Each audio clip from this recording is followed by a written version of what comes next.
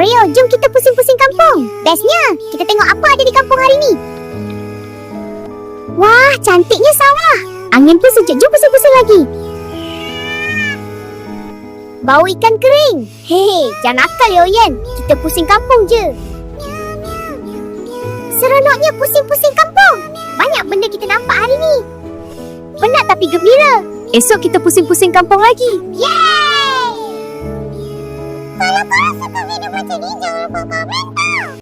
Miau, miau, miau, miau. Miau, miau, miau, miau. Miau, miau, miau, miau. Miau, miau, miau, miau, miau. Hitam, jom kita pusing-pusing kat tempat ni. Jom, mesti seronok.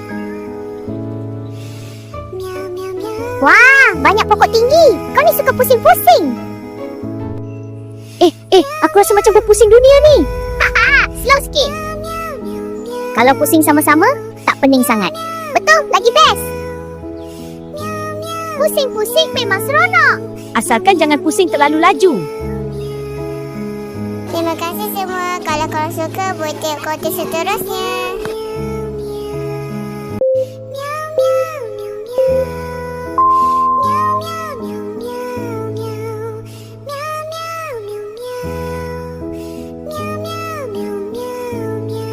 Jom, kita jalan-jalan. Jom, seronoknya pusing-pusing dalam hutan. Abu, kenapa semua pokok nampak sama? Tadi kita lalu batu besar ni tak? Kita asyik pusing-pusing je ni. Alamak, jangan kita tersesat. Sabar Putih, jangan panik. Jom ikut cahaya terang tu. Mungkin itu jalan keluar. Abu, kita dah jumpa jalan. Yeay, tak pusing-pusing lagi dah. Lain kali kita hati-hati ya. Kalau korang nak video macam ni, jangan lupa komen tau. Bye.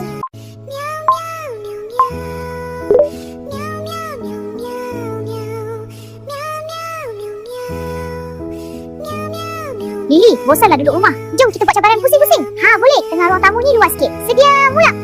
Nani, TV macam bergerak. Saya pun rasa pening sikit. Pegang sofa cepat. Baik. Alamak, nak terlanggar meja. Hati-hati, duduk dulu atas lantai. Ya Allah, peningnya. Kita tak boleh pusing lama-lama dalam rumah. Betul, nanti terlanggar barang. Bahaya tau. Lain kali pusing sikit je. Jom kita main congkak pula. Itu lagi selamat. Tak pening, tak langgar apa. Setuju. Terima kasih penonton. Kalau korang suka, boleh komen seterusnya.